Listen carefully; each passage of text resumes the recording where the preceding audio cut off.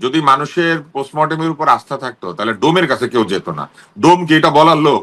ডোমের কাজ হচ্ছে পোস্টমর্টম যিনি করেন উনি ডোমকে বলেন এখানে কাটো এখানে কাটো, এবং হুম। ডোম এটা জানে, রেগুলার সেটা কাটে। ডোমের কাজ হচ্ছে কাটাকাটি করা। ডোম যদি বুঝে তাহলে তো আর ডোমই সার্টিফিকেট দিত। আমাদের দেশে আমাদের অবস্থা, জনগণের অবস্থা গাধার মতো, যে গাধার পিঠে শুধু বোঝাটা বদলায় কিন্তু বোঝার পরিমাণ কমে না, বাড়তে থাকে। আমরা জনগণ হচ্ছে সেই অদ্ভুত গাধা, অদ্ভুত উট, যে উটের পিঠে চড়ে চলেছে স্বদেশ, শামসুর রহমান লিখেছিলেন। আমরা সেই উট। না, এটা খুব অধ্যত্ত, এটা চূড়ান্ত অধ্যত্ত। যে প্রধানমন্ত্রী মানুষের সঙ্গে এত ভালো ব্যবহার করছেন, তার দলের একটা লোক সাংবাদিক পিটায় বলতেছে, তার দলের লোক সাংবাদিক প্রহার করার পরে বলে যা তোমরা লিখবা আমরা পিটাবো। এটা কত বড় উদ্ধত্ত এবং আইনকে কত বড় বৃদ্ধাঙ্গুলি দেখানো, এবং ওই লেভেলের একটা লোক। এখন ওই লেভেলের একটা লোক যদি এই কাজ করতে পারে, তার উপরের দিকের লোকেরা আরো করবে। আমি মনে করি পররাষ্ট্র প্রতিমন্ত্রীর উচিত এই বিষয়টা খোলাসা করা। হয় উনি ব্রিটিশ নাগরিক হয়ে এই পদ ছেড়ে দিবেন, অথবা এই পদে থেকে ব্রিটিশ নাগরিকত্ব ছেড়ে দিবেন, অথবা উনি বলবেন আমি দুইটাই রাখবো, আই ডোন্ট কেয়ার, কার এত জ্বালা। তো উনি ওইটাই করেছেন, আই ডোন্ট কেয়ার, কার এত জ্বালা, এটা বলে দিয়েছেন। এখন উনি একটা অপশন নিয়ে নিয়েছেন। এখন সেই অপশনের কারণে উনি সমালোচিত হবেন, এবং সেই সমালোচনা ওনাকে নিতে হবে। না, সেই সমালোচনাকে তাকে নিতে হচ্ছে না, সেই সমালোচনাটা আলটিমেটলি গিয়ে প্রধানমন্ত্রীর সরকার কাঁধে তাকে গিয়ে নিয়োগ পড়ছে। দিয়েছে, এখন সরকার তাকে নিয়োগ দিলে নিয়োগদাতাকেও নিতে হবে। আমন্ত্রণ জানাচ্ছি প্রিয় দর্শক, মানচিত্রের নিয়মিত আয়োজন কথোপকথনে আজকে আমাদের সঙ্গে কয়েকটি গুরুত্বপূর্ণ আলোচনায় যুক্ত রয়েছেন গণমাধ্যম ব্যক্তিত্ব ডাক্তার আব্দুল লুৎফ সাহেব। ডাক্তার আব্দুল লুৎফ সাহেব, আপনাকে স্বাগত জানাচ্ছি। প্রথমে যে বিষয়টি নিয়ে আপনার সঙ্গে একটু আলোচনা করতে চাই, টক অফ দ্য কান্ট্রি এখন দু তিনটে ইস্যুর মধ্যে পররাষ্ট্র প্রতিমন্ত্রীর দ্বৈত নাগরিকত্ব, এবং এটি নিয়ে কি হয়েছে আমরা সবাই জানি, আমি আর ভূমিকা যাচ্ছি না। পরবর্তীতে দেখা গেল যে আইনমন্ত্রী থেকে শুরু করে প্রধানমন্ত্রী, তথ্য উপদেষ্টা, সবাই সে বিষয়ে কথা বলেন যে তার দ্বৈত নাগরিকত্ব নিয়ে কি হচ্ছে, কিন্তু স্পষ্টভাবে কেউ জবাব দিল না। আমরা ধরে নিতে পারি যে তার ডুয়েল সিটিজেনশিপ রয়েছে। যদি তাই থেকে থাকে, কেন এভাবে সংবিধান লঙ্ঘন করা হলো? এবং আমার ধারণা যে প্রধানমন্ত্রী যেহেতু খুব কাছের লোক, প্রধানমন্ত্রী তো বিষয়টি জানতেন, আর যদি না জেনে থাকে তাহলে প্রধানমন্ত্রীর সাথেও এক ধরনের প্রতারণা করা হয়েছে পররাষ্ট্র প্রতিমন্ত্রী হুমায়ুন কবিরের পক্ষ থেকে। আপনি কি বলবেন এখানে? আমার মন্তব্য খুবই প্রথাগত হবে। প্রথম বিষয় হচ্ছে, এই ধরনের পদে নিয়োগের সময় একটা কোশ্চেনিয়ার থাকা উচিত। যে কোশ্চেনিয়ারের মধ্যে ভিসা যেরকম থাকে না, যে আপনি কি কখনো সামরিক বাহিনীতে দায়িত্ব পালন করেছেন কিনা, আপনি কি গত 3 মাসের মধ্যে জীবাণুযুক্ত এলাকায় গিয়েছেন কিনা, এরকম থাকে না একটা প্রশ্ন, যে কোনো দেশে ভিসা নিতে গেলে থাকে, আপনাকে কি আগে ভিসা রিফিউজ করা হয়েছে কিনা। ঠিক সেই রকম একটা প্রশ্নপত্র থাকা উচিত যে কোনো সরকারি পদে এইভাবে নিয়োগের জন্য। সেটা মন্ত্রী হোক, প্রতিমন্ত্রী হোক, প্রধানমন্ত্রী হোক, সচিব হোক, গ্রেড 1 পদে টেলিভিশনের ডিজি হোক, যেই হোক, একটা প্রশ্নপত্র থাকতে হবে যে আপনি কি রাজনৈতিক সংগঠনের সঙ্গে যুক্ত আছেন কিনা, আপনি কি কোনো বিদেশি রাষ্ট্রের নাগরিক কিনা, আপনি কি এই মুহূর্তে অন্য কোথাও দায়িত্ব পালন করছেন কিনা। অর্থাৎ যেসব ক্ষেত্রে ডুজ অ্যান্ড ডোন্টস বলা আছে সংবিধানে এবং আইনে, সেইগুলিতে কোনো জায়গাতেই নিয়োগটা সাংঘর্ষিক হতে পারে কিনা, এরকম একটা প্রশ্নপত্র থাকা উচিত। যিনি এই ধরনের পদ গ্রহণ করবেন তিনি টিক চিহ্ন দিবেন। এটা হলে আচ্ছা। এই সমস্যাগুলো মিটে যায়। কেননা এই যে ধরেন একজনকে নিয়োগ দেওয়া হলো, সাংবাদিকরা খোঁচায় আবিষ্কার করলো যে না উনি বিদেশের নাগরিক, অথবা আগেই জানতো লোকজন, সেজন্য প্রশ্নটার সাথে সাথে উঠে গেল। এই ধরনের বিব্রতকর পরিস্থিতি তৈরি হয় না। কিন্তু এই বিষয়টি, এই বিতর্ক তো একদিন নয়। পররাষ্ট্র প্রতিমন্ত্রী এগুলো বরাবর এই হতে দেয়, বিষয়টি আলোচনা এগুলা করে সরকার সবাই হতে বলে। দেয়, কেন দেয় আমি জানি না। সরকারের লোকজন এবং সরকার এগুলা হতে দেয়। এটা কেমন জানি একটা সরকারি অসুখ। মানে আপনি যদি সরকারে থাকেন এবং সরকার পরিচালনা করেন, তাহলে যা কেন যেন এই সরকারের এই ভুল কাজগুলি ধারাবাহিকতা রক্ষিত হয়, এবং কিছু হলেই এক সরকার আরেক সরকারের উদাহরণ দিয়ে বলে উনিও করেছিলেন, ওনাদের সময়ও হয়েছিল, ওনাদের সময় এর চেয়ে বেশি হয়েছিল। এগুলা হচ্ছে একদম গদবাঁধা উত্তর। এগুলা না, দেখতে কিন্তু দেখতে আমরা আমরা যাকে ক্লান্ত। ফ্যাসিবাদী সরকার বলছি, আমরা যেটাকে ফ্যাসিবাদী সরকার বলছি বা অনেকে বলছে, সেই আওয়ামী লীগ সরকারের সময় সৈয়দ আবুল হোসেনের প্রসঙ্গে কিন্তু একটি, মানে তার ক্ষেত্রে কেবলমাত্র এই অভিযোগটি উঠেছিল, তাকে কিন্তু সাথে সাথে কিন্তু না পদত্যাগ না, করতে আরো আরো হয়েছিল। লোকের বেলা অভিযোগ উঠেছিল। আব্দুল মোমেন সাহেবের নামে উঠেছিল যে ওনারও মনে হয় আমেরিকান পাসপোর্ট আছে। না, এরকম আরো কিন্তু সেটা প্রুভ, কয়েকজনের নামে উঠেছিল। কিন্তু এরকম প্রুভ আরো হয়নি। কয়েকজনের নাম উঠেছিল। জি। আমি আপনাকে বলি, মোজাম্মেল বাবু সাহেবের স্ত্রী এমপি হয়েছিলেন, তার বেলাও সন্দেহ ছিল যে উনি কি ব্রিটেনের আচ্ছা। নাগরিক কিনা। তো এরকম অনেকের হুম। বেলায় হয়েছে। শুনুন, আওয়ামী লীগ না সব করে গিয়েছে, 17 বছর ছিল তো। কিছু বাদ দেয় নাই, ছোটখাটো সব কোথাও না কোথাও দেখবেন। আওয়ামী লীগের একটা উদাহরণ দেওয়া যায়। আমি মনে করি পররাষ্ট্র প্রতিমন্ত্রীর উচিত এই বিষয়টা খোলাসা করা। এই সরকারের নীতিমালা যেহেতু রয়েছে যে তারা ওপেননেসকে অ্যালাউ করবেন, তারা বলেছেন তারা অনেক বেশি ওপেন থাকবেন, তারা তাদের সকল কাজকে স্ক্রুটিনি করতে দিবেন। তারা বলেছেন যে তারা একটা মুক্ত সমালোচক গণমাধ্যম চান।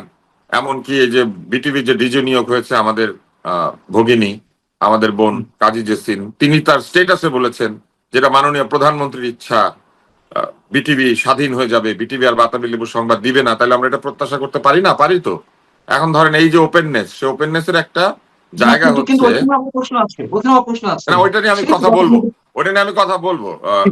কথাটা হচ্ছে যে আগের মতোই সবকিছু মাননীয় প্রধানমন্ত্রীর ইচ্ছা, মাননীয় প্রধানমন্ত্রীর স্বপ্ন পূরণ করার জন্য। হ্যাঁ, বিদ্বেষ, তার ইচ্ছা, নিজের কোনো কিছু নাই। এই হ্যাঁ এই স্টেটাসটাই আরো সুন্দরভাবে দেওয়া যেত। তবে এই সমালোচনা আমি যেতে চাই না, এটাই নিয়ম, এটাই বাংলাদেশে হয়ে আসছে।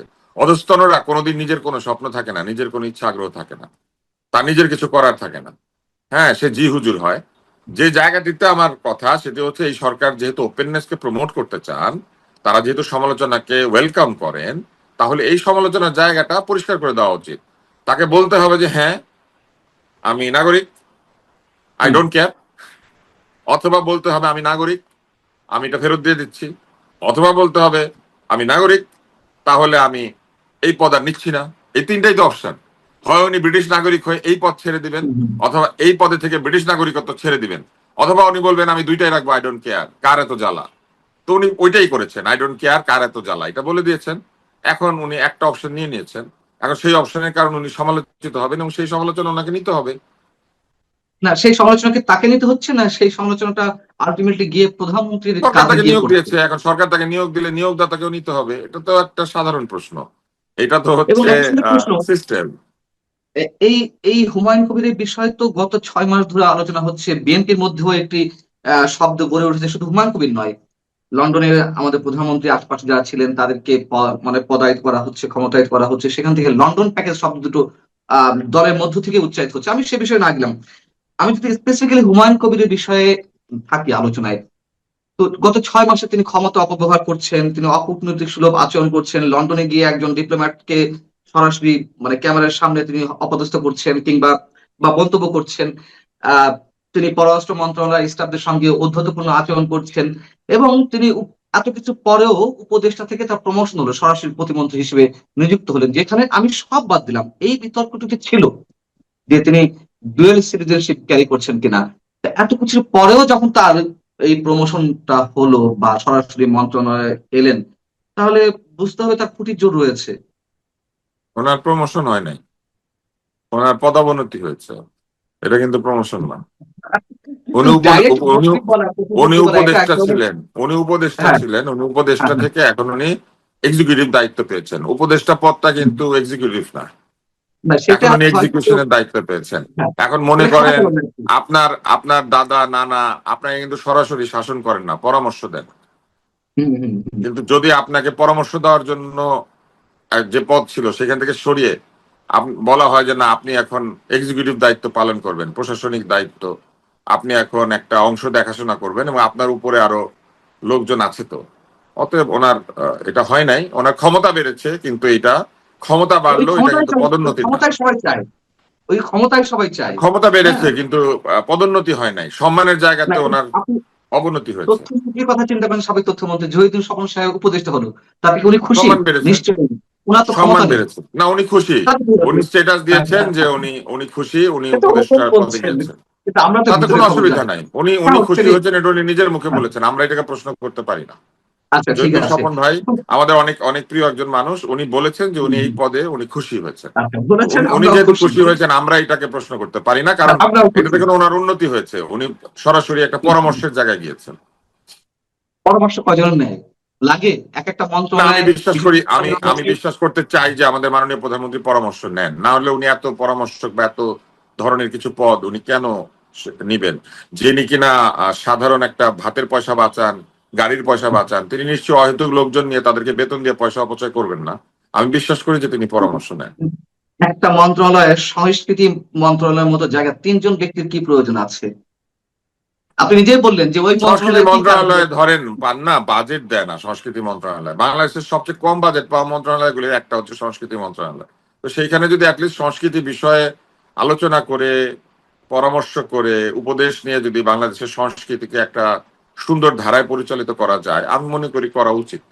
তিনজন কেন, না আমি ঠিক মনে আছে, করি কিন্তু আমি কিন্তু মনে করি আবার সংস্কৃতি বিষয়ক মন্ত্রণালয়ে একটা অ্যাডভাইজরি কমিটি থাকা উচিত। কেননা সংস্কৃতি বিষয়ক মন্ত্রণালয় না স্বৈরতান্ত্রিক ভাবে চলে। কখনো এটা নজরুল মন্ত্রণালয় হয়, কখনো এটা রবীন্দ্র মন্ত্রণালয় হয়, কখনো এটা লালন মন্ত্রণালয় হয়, কখনো এটা জাউরা মন্ত্রণালয় হয় যখন ওই যে ফারুকি আসে। তো এইগুলা বন্ধ হওয়া উচিত। আপনি বলছেন সংস্কৃতি মন্ত্রণালয় খুব গুরুত্বপূর্ণ মন্ত্রণালয়, এখানে থাকতেই পারে যদি বাজেট দেওয়া হয়, আমি তাও মেনে নিলাম। কিন্তু দেখুন, সংস্কৃতি মন্ত্রণালয়ে তিন ব্যক্তি রয়েছে, তিনজন গুরুত্বপূর্ণ ব্যক্তি, উপদেষ্টা রয়েছেন, মন্ত্রী রয়েছেন, প্রতিমন্ত্রী রয়েছেন। আবার একই ব্যক্তির হাতে তিনটি মন্ত্রণালয়, সড়ক, আহ, সেতু, রেলপথ মন্ত্রণালয়। তাহলে মানে সিস্টেমটা কোথায়?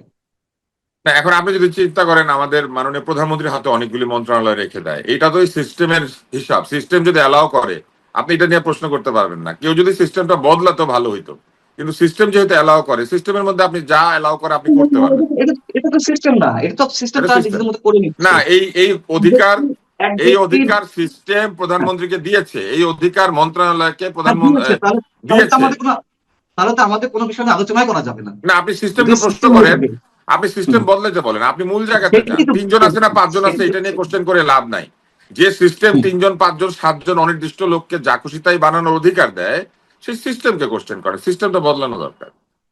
আমরা একটু ভিন্ন প্রসঙ্গে যাই। রংপুরে স্কুল শিক্ষক গণপতি চক্রবর্তী সহ তার পরিবারের আরো 3 সদস্যকে যে হত্যা করা হলো, তা নিয়ে গত কয়েকদিন ধরে যা ঘটছে আপনি নিশ্চয়ই সবই জানেন।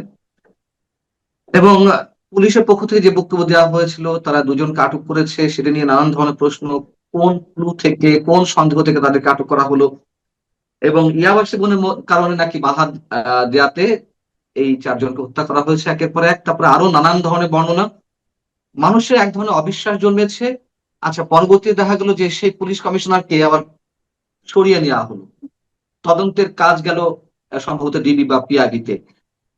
এদিকে যে পোস্টমর্টেম রিপোর্ট দেওয়া হয়েছে, সেই পোস্টমর্টেম রিপোর্ট নিয়েও প্রশ্ন উঠেছে যে ডোম এর সাথে সংশ্লিষ্ট ছিলেন। তিনি যে বক্তব্য দিয়েছেন, সেই বক্তব্যের কিছু মানে তার বক্তব্য সামহাও কেউ রেকর্ড করেছে, সেটি সোশ্যাল মিডিয়ায় ছেড়ে দেওয়া হয়েছে। ফর্মাল ট্র্যাডিশনাল কোনো কোনো মিডিয়াতে এটি প্রচার করা হয়েছিল, মানে টেলিভিশন চ্যানেলে। সেটি পরবর্তীতে তুলে নেওয়া হয়েছে, কেন তুলে নেওয়া হয়েছে সেটি একটি প্রশ্ন। দ্বিতীয়ত, যে চিকিৎসক পোস্টমর্টমের দায়িত্বে, তিনি যে রিপোর্ট দিয়েছেন সেখানে আবার এগুলো কিছু নেই। সেখানে লেখা রয়েছে যৌনাঙ্গের পশ্চাৎদেশে কিছু একটা পাওয়া গেছে, বোঝা যাচ্ছে না।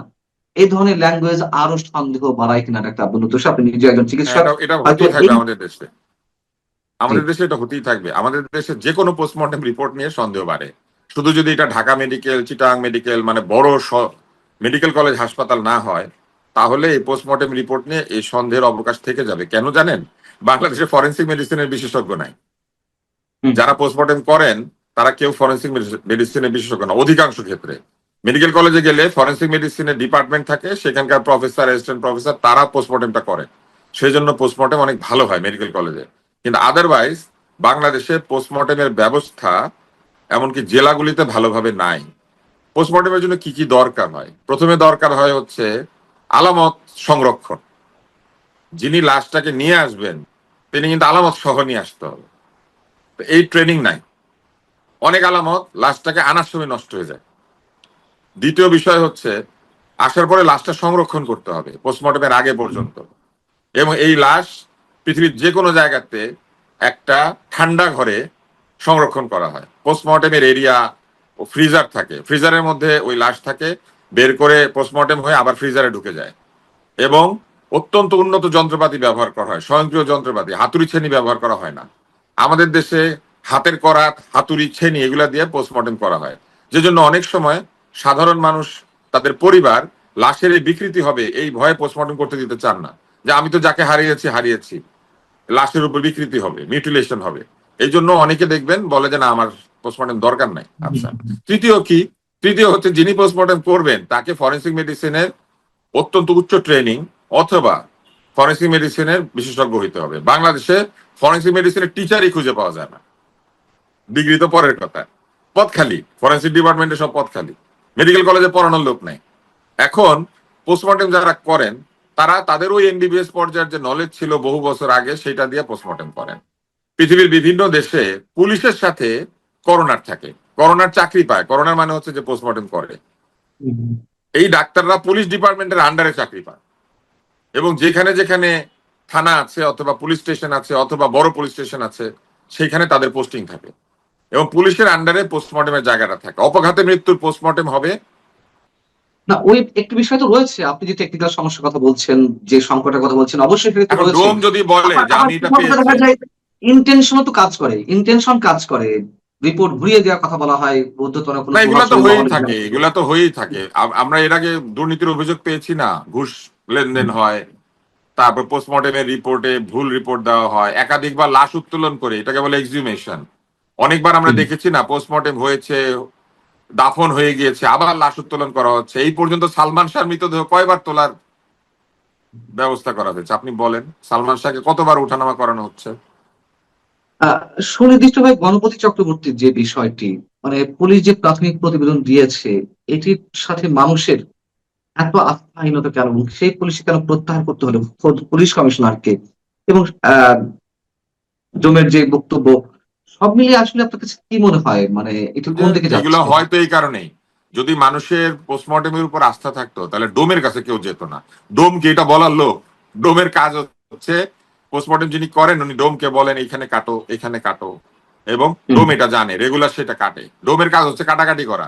ডোম যদি বুঝে তাহলে তো আর ডোমই সার্টিফিকেট দিত। কিন্তু প্রবলেমটা কোথায় আমি আপনাকে বলি, মানুষ ওই পোস্টমর্টেম যে করে তার উপরে আস্থা নাই, এই জন্য ডোমের কথা খুঁজে। এইটাই তো হচ্ছে আমাদের সিস্টেমের ব্যর্থতা। আপনি একটা সংবাদ মাধ্যমে যদি আপনি চিফ নিউজ এডিটর, আর লোকে গিয়া আপনার দারোয়ানের কাছে জিজ্ঞেস করে খবরটা কি সত্যি, আর দারোয়ান বলে হ্যাঁ হ্যাঁ আমার মনে হয়েছে এটা সত্যি না, কারণ ঢুকার এবং সময় এখন স্যার তাই তো মাথা হচ্ছে, নাড়তেছিল। এখন তাই তো হচ্ছে। তো সেটা তো আমাদের সিস্টেমের ব্যর্থতা। আমরা হ্যাঁ। যে স্বীকার করি না যে আমাদের সিস্টেম রন্ধ্রে রন্ধ্রে ব্যর্থ, তা না হইলে এই যে বিডার চেয়ারম্যান 18 মাস ধরে কোনো বিনিয়োগ আনতে পারে না, সে আরো 1 বছর রিনিউয়াল হয়েছে না তার, এটা তো তার হুম, হুম। যোগ্যতা। 18 মাস ধরে কিছু পারে না, আরো 1 বছর চেষ্টা করবে। আপনার কাছে মনে হয় যে উচ্চশিক্ষা গণপতি চক্রবর্তীর সপরিবারে নিহতের বিষয়টি অনেক বেশি রহস্যপূর্ণ?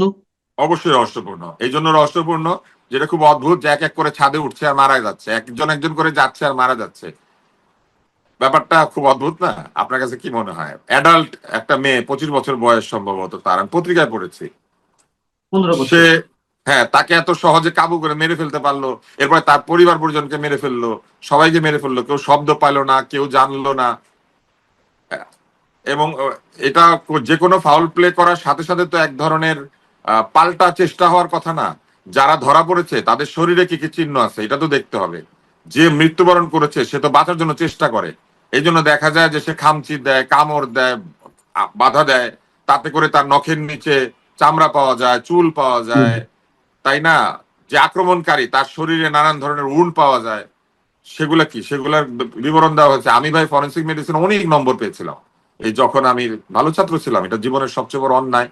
ভালো ছাত্র ছিলাম, অনেক কিছু ভুলি নাই এখনো জীবনে, যা পড়াশোনা করেছি কিচ্ছু ভুলি নাই। তো যখন এইভাবে গায়ের জোরে কেউ কাউকে আহত নিহত করে, তখন ভিকটিম যে সে কিন্তু পাল্টা বাঁচার চেষ্টা করে। খুব স্বাভাবিক।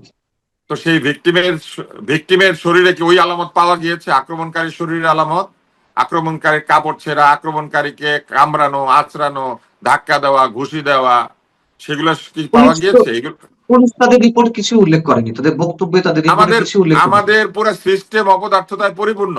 আপনি এই মুহূর্তে 10 জন পুলিশকে ডেকে এনে জিজ্ঞেস করেন যে এই ধরনের অপরাধে কোন কোন আলামতগুলি সংরক্ষণ করতে হবে, আলামতগুলি খুঁজতে হবে, সে আলামত খুঁজতে পারে না তারা। এই জন্য পুলিশের ভিতরে আবার একটা তদন্তকারী পুলিশ তৈরি করতে হয়েছে, পিআইবি।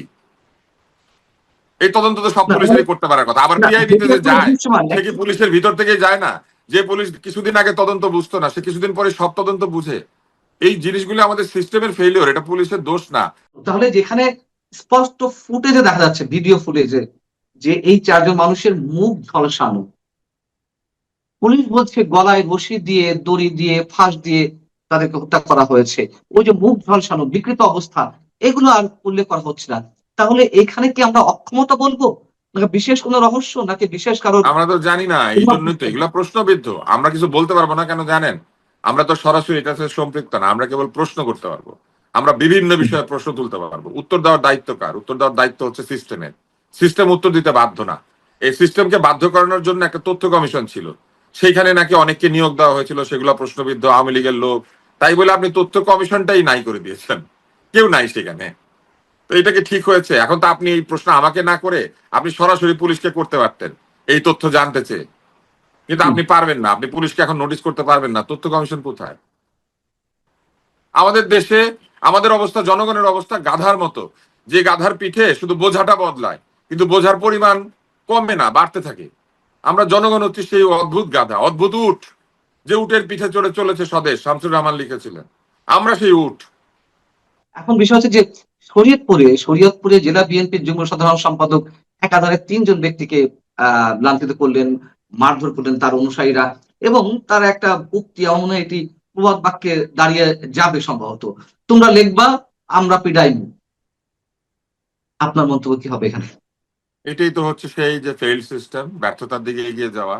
যে দেশের সরকার প্রধান এত বিনয়ী আচরণ করছেন, যে দেশের সরকার প্রধান এত ভালো ভালো কথা বলছেন, যে দেশের সরকার প্রধান নিজে না খেয়ে অন্যকে বোঝানোর চেষ্টা করছেন যে টাকা বাঁচাও, সময় বাঁচাও, সেই দেশের সেই রাষ্ট্রপ্রধানের দল একেবারে প্রান্তিক পর্যায়ের কেউ সাংবাদিকদেরকে বলছে তোমরা লিখবা আমরা পিটাবো। তো প্রবলেম কিন্তু প্রান্তে, কারণ প্রান্তে হচ্ছে বৃহৎ জনগোষ্ঠী বাস করে। সচিবালয়, প্রধানমন্ত্রীর অফিস কিংবা ঢাকা শহরটা কিন্তু রাষ্ট্র না। রাষ্ট্র হচ্ছে টেকনাফের সেই প্রান্ত, তেতুলিয়ার সেই প্রান্ত। রাষ্ট্র হচ্ছে জিরো পয়েন্টে যে লোকগুলি থাকে, সেইখানে যখন রাষ্ট্র তার অধিকারকে পৌঁছে দিতে পারে, তখন এই রাষ্ট্র সফল হয়েছে বলে আমরা বুঝবো। এখন আমি মনে করেন আমার ঘরে পোলাও কোরমা খাচ্ছি, কিন্তু আমার গ্রামে 500 আত্মীয় আছে, তারা সব ভুখা। আমার এই পোলাও কোরমার কোনো মূল্য নাই। ঠিক একইভাবে আমি আমার চারপাশে একটা চমৎকার উদার পরিবেশ তৈরি করলাম, কিন্তু আমার অধীনস্থ ব্যক্তিরা সাংবাদিক প্রহার করছে, তাহলে আমার যে ভালো কাজগুলি সেগুলি সব প্রশ্নবিদ্ধ হয়ে যাবে। যে লোকটা এটা তাহলে কি বলেছে যে প্রধানমন্ত্রী তুমি আমি বক্তব্যকে পিটাবো, কেউ আমলে নিচ্ছে না, মানে তার দলের লোকরাই আমলে নিচ্ছে না? প্রধানমন্ত্রী যে এক্সাম্পল গুলো তৈরি করছেন সেগুলো তাদের কাছে কোনো এক্সাম্পল না? এটা খুব অধ্যত্ত, এটা চূড়ান্ত অধ্যত্ত। যে প্রধানমন্ত্রী মানুষের সঙ্গে এত ভালো ব্যবহার করছেন, তার দলের একটা লোক সাংবাদিক পিটায় বলতেছে, তার দলের লোক সাংবাদিক প্রহার করার পরে বলে যা তোমরা লিখবা আমরা পিটাবো। এটা কত বড় উদ্ধত্ত এবং আইনকে কত বড় বৃদ্ধাঙ্গুলি দেখানো। এবং ওই লেভেলের একটা লোক, এখন ওই লেভেলের একটা লোক যদি এই কাজ করতে পারে, তার উপরের দিকের লোকের আরো করবে। কারণ আমার এত নিচের লোক যদি পিটাইতে পারে, আমি বসে থাকবো কেন? ব্যাপারটা সেরকম না। এইভাবেই সিস্টেম ফেইল্ড হয়ে যায়। এইভাবেই পুরনো ভূত আবার সরিষার ভিতর থেকে বের হয়ে আসে। এবং সবসময় মনে রাখবেন, সরিষা কম, ভূত বেশি। আমাদেরকে এই সিস্টেম বোধহয় অনেক দিন, দীর্ঘদিন, দীর্ঘ বছর, আমরা দীর্ঘকাল বয়ে হতাশ, রেখেছে। আমরা নাগরিক হিসেবে আমরা সত্যি খুব হতাশ। আমি আজকে বুঝতে পারছি যে আগামী 50 বছরও কিছু হবে না। এই সেটাই হতাশার সেটাই জায়গাটা আলোচনা আপনি করা কি হবে। মনে করেন? আমরা কি ভয়ঙ্কর! এবং এই দেখুন, হতাশার মধ্যে নিমজ্জিত। একটা প্রভাব পড়ি। অনেক অনেক ভালো থাকবেন ডক্টর আব্দুল তুষার, আপনার জন্য শুভকামনা। আপনার হতাশার সঙ্গে আমরাও হতাশা ব্যক্ত করতে চাই, আশাবাদের কোনো জায়গা আপাতত দেখছি না। দর্শক, তারপরে আপনারা ভালো থাকবেন। আল্লাহ হাফিজ।